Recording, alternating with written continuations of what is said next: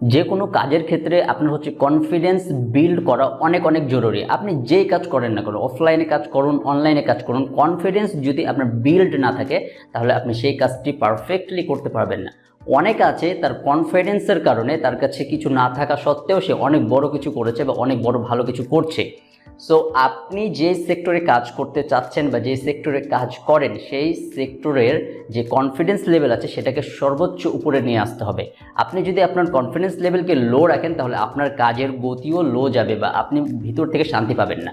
আপনার confidence level যখন high হবে তখন আপনার কাজ করে মজা পাবেন এবং আপনার দেখবেন যে সে বিজনেসটা গ্রো করছে, আপনি নিজেও গ্রো করছেন এবং সেই ইন্ডাস্ট্রিতে আপনি ভালো করছেন। সো আপনার যে কোনো দক্ষতা বা নলেজ বা স্কিলকে ভালো প্রেজেন্টেশনে নিয়ে আসতে বা ভালো কিছু করতে চাইলে অবশ্যই আপনার কি করতে হবে, কনফিডেন্স বিল্ড করতে হবে। কনফিডেন্স যতক্ষণ পর্যন্ত আপনি বিল্ড করতে না পারবেন